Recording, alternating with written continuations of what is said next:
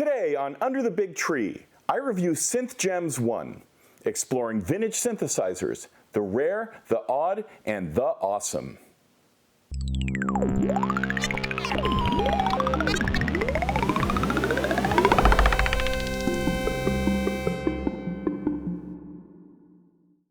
Welcome to the third iteration, or Season 3 if you like, of the Under the Big Tree YouTube channel. I'm in the completion stage of my new electronic music studio, which took much of 2021. With that process mostly in the rearview mirror, and with a new workspace and improved video equipment, I can start presenting videos to you again, at what will be a relatively high level of production quality. The channel has evolved over time, and really focuses on the tools, technology, thought processes, and performance practices behind electronic music, especially that of the more esoteric variety. I'm now in my 5th decade of being a keyboardist and electronic musician, and nothing makes me happier than to share some of my knowledge, thoughts, and experiences with you. I'm still just as deeply passionate about the subject as I was in the early 80s when I started, and really love connecting with others who love it as well. So let's get to it. I love coffee table books. There is something about the combination of gorgeous imagery coupled with detailed, rhapsodic text in a hardcover volume that really appeals to me. They invite both browsing on a surface level and, for when you have more time, a deeper study of the material.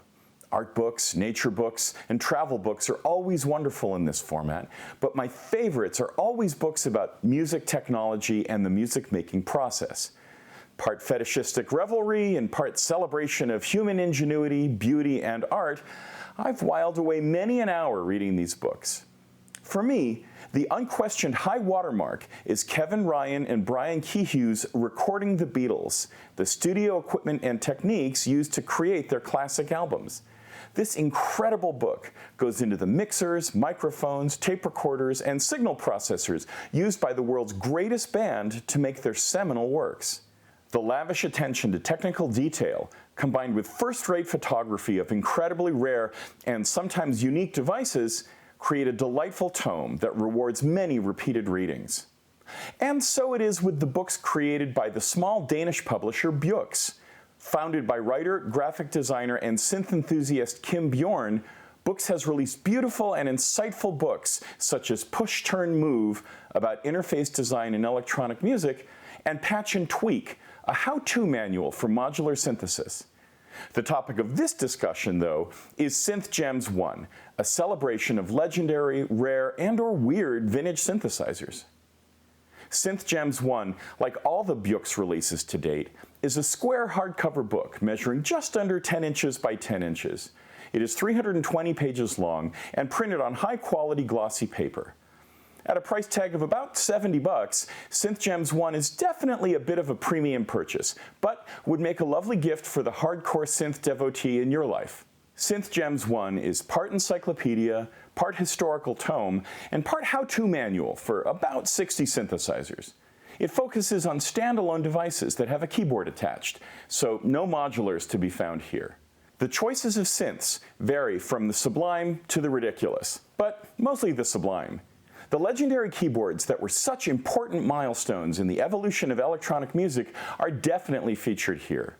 It starts with the Minimoog, as it should, and includes such heavyweights as the Oberheim polyphonic synthesizers in Matrix 12, the Yamaha Cs80, the Prophet 5, the Jupiter 8, the Fairlight and emulator samplers, and the SH101. But there are also synths represented that were more modest, but just as important in their own way, and allowed students and electronic musicians of more modest means to get into the game. These include the Korg Poly 800, the Ensoniq ESQ1, the Casio CZ101, and the Roland JX3P, all of which I owned at one time or another. Finally, there are some weird, cool, and quirky choices to round out the book. Things like the eminent 310 unique organ, the Elgam carousel, the Casio VL tone series, the Murom Aelita, and the Gleeman Pentaphonic clear. There is enough variety here to appeal to any devoted student of the genre, whether you are relatively new or whether, like me, you were around when the early models here were not vintage, but the latest thing in electronic music technology. According to the author, Synth Gems 1 is ultimately a book about the aesthetic beauty of the synthesizers portrayed within. There is historical context, technical details meant to set the record straight, discussion of the sound qualities and synthesis techniques on display, and interviews with the designers when possible. But the beating heart of this book says, look at how the Prophet 5 is an unbelievably gorgeous work of art, all by itself.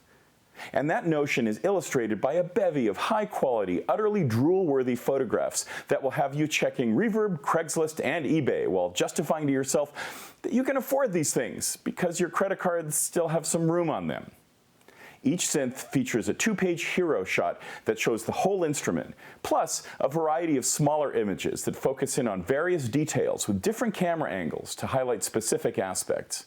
The synths are perfectly lit and photographed with great care, and each one looks mint, pristine, and perfect, as if they took them the minute they rolled off the factory floor and brought them to the present day in a time machine. And in point of fact, these synths were photographed at 3 different synth museums: SMEM, the Swiss Museum for Electronic Music Instruments, Synthorama, and EMEAPP, the Electronic Music Education and Preservation Project, by photographic teams that were given the time and resources to do it right. And the results speak for themselves. These images will doubtlessly become the de facto standards for many of these instruments. Each of the museums is featured in an appendix, along with a listing of other synth museums around the world. The text is not afraid to get deep into the technical aspects of the instruments, satisfying the interest of the more advanced reader, but they thoughtfully include a 6-page overview of terminology at the beginning, which really expands the book's reach to a wider audience.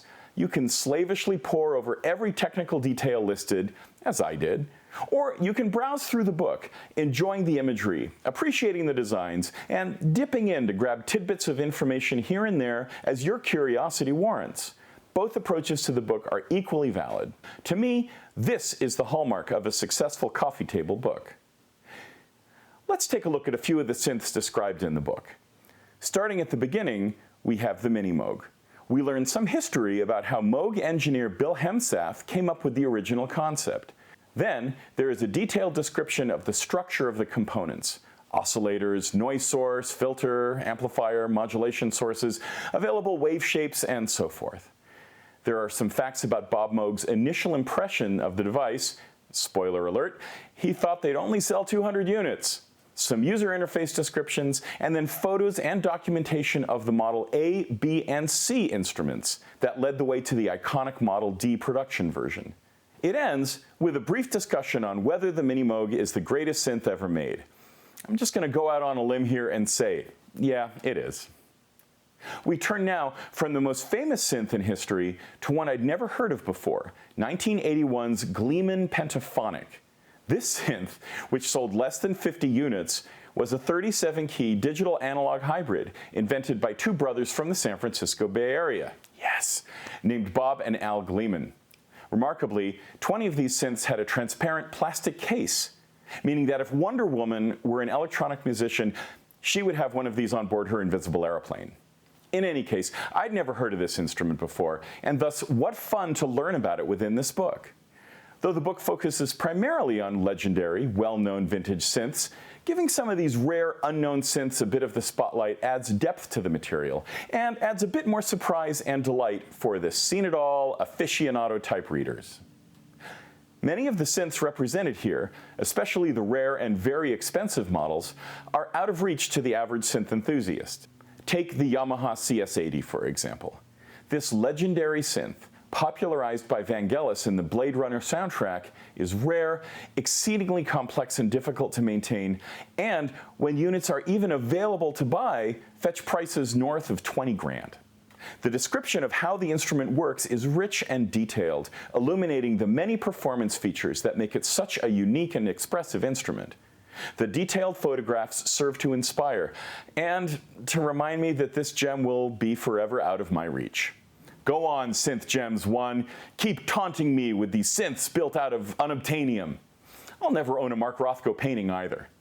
These are just the sad first-world realities you have to learn to live with. The articles for the rest of the 60 or so synths in the book follow this same general approach. what makes a synth notable, how it works, historical context, meticulous technical and production details, and photographs aplenty. Are there any cons to this book? Only one.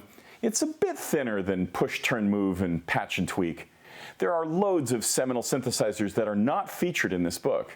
Obvious choices include the Yamaha DX7, the Korg M1 and WaveStation, and the Roland Jupiter 4, Jupiter 6, Juno 6, Juno 60, and Juno 106. Then there's the Ensoniq Mirage, the Emulator 2, 3, and Emax, and so many more. Plenty of grist for the mill for Synth Gems 2, which I'm quite sure I'll purchase as soon as Bjooks releases it.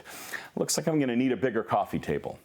To sum it up, this is a remarkable book. If you are a synthesizer enthusiast, interested in the technical development of electronic music, it is well worth a look. So that's it for this episode of Under the Big Tree. As always, if you like what we're doing here, please feel free to like, share, and subscribe. And while we are currently communicating virtually, I look forward to the day that we will see each other in person at a synth meet, concert, or convention. Please come over and say hello. Because the gear is great, but it's the people that make up our little end of the world that are most important. Until we meet again, this is Nick, signing off.